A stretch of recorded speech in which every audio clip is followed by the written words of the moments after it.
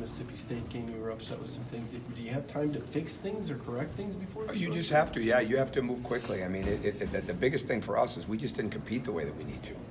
And so that's the stuff that we have to do. That's an internal thing that we just got to take care of it. So, yeah, you come into practice and we try to identify, again, those things and break them down, isolate them a little bit more, and reaffirm them in practice after re-showing them on tape and showing that we've just got to get those kind of things handled. But it becomes, we just got to continue to understand, whether we're home, whether we're on the road, you got to play a physical style of game when it comes to getting into people, blocking out, going for 50-50 balls, getting back in transition defense, being more active with your hands, all those kind of things. And so that's the biggest thing. Why does the road play such a big factor in effort or competitiveness? It would seem it would fire guys up even more if they were in it. I think you could ask almost every team in the country that same question, and nobody's going to have a very good answer on it. I'm not sure. Yeah, I'm glad we're going on the road again right now. I really am. We got to go test ourselves. And obviously, I'd love to be at home every night, but it doesn't work out that way. But I'm glad we get to go test ourselves right now, because we've got to bounce back and bounce back quickly from it. And it's just part of it right now. And we practiced well. We practiced confidently. We did some really good things in that frame, but we just didn't have it in the game that way. But we have very hard workers. We got guys that are diligent. They want to be good. And we just got to continue to understand. And it wasn't like we didn't go do it a couple weeks ago. So that's what we got to continue to remember as well. When you look at Anthony's struggles in the first half, would you say it's more of a product of, obviously he's going to be a top line at the scouting report, dealing with what he's having to face, or just pressing? Or well, I think it's three things. There's when you dribble the ball, you're allowing the defense to come to you. Okay, when you drive the ball, all right, now you're making the defense react to you. And I don't think we were driving the ball in a downhill way. That's one. I don't think we were getting the cutting that we needed to have. And we weren't getting the reversals that we need to have. When we go through the paint and get ball reversals, our offense, whether we make it or not, is really good. And that's what just has to happen. So a few situations where he's got to get better at getting rid of the guy that's in front of him, all right? And because when you just dribble and the guy can stay in front of you, well, now four other defenders are now there to help that guy. But when you get downhill, you get around him, you start to create, whether it's off the initial drive, whether it's off the ball screen, whether it's off ball reversal and a swing and a drive, whatever that is, those are the best things. And so I think that's part of it. He's a confident shot maker. But I mean, he's got to get more escapability, from the defense, as we all do. I mean, every one of us do. But that makes a huge difference for us. In the time that he has gotten up to a slow start, have you seen that affect the other players in a negative way? I think slow starts, I think when we're not moving as actively, that affects us. Mm-hmm. I think when we don't come down and establish that we're going to get in the rebounding game, that affects us. I think when the other team gets off to that quick, easy start, like we just didn't give a lot of resistance the other night. And that's where we've got to be better. And I think mature teams don't need their offense to fuel them. All right, but that is a hard thing to get in college basketball these days.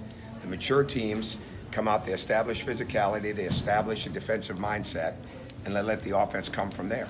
And we're not there yet. We've got to continue to grow into that. It's a huge issue in college basketball. I mean, the more games you watch, it's what you see.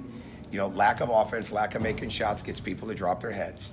But we've just got to understand that when we're coming down the court, no matter what we're doing at that present time offensively, if we are moving the ball, if we are cutting without it, if we're getting on the offensive glass, we're probably going to score points. But when we let our head get down, then it affects us. And we've got to do a better job off the bench. And we've got to do a better job off the bench, or the bench has got to shorten. I mean, one way or the other. I mean, we've got to do a better job of being ready to play when they go in, impact the game, not necessarily have it be scoring, but have it be movement, have it be defense, have it be rebounding, have it be talk. Those kind of things. Because momentum is always up for grabs, and it doesn't mean that a starter is going to grab momentum when it starts to leave you. It could be anybody, and we've got to have more and more people understand that when they go into the game, impact the game in a way that brings energy to the game. Not that you don't have energy and you didn't add anything to the equation. You need somebody that will help stem the tide when it's not going well. There's only so many timeouts, so you got to have somebody, and that's what's up for grabs right now in our team.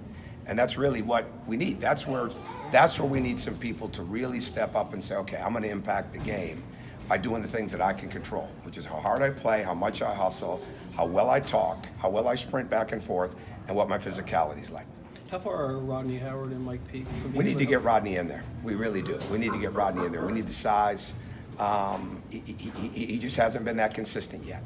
He goes through what a lot of freshmen go through as a level of consistency in practice, but we've got to get him in there. The size, he moves well, and that's a focus, getting him in there. Mike just has to continue to put string practices together. He has to continue to practice harder, practice with more diligence, practice with more resilience, I guess, and just keep coming, right? It's competitive, and that's really what's going to happen here. Is it's not paint by numbers. Everybody gets a certain amount of minutes, and let's divvy it up like we're cutting pizza or cutting pie. It's not the way it is, and that's what we've got, especially on the road. And you can't go into the game, with hurt feelings because you didn't get in quick enough. You've got to be ready to play on demand, and that's what we need. That's especially on the road. That's what we need.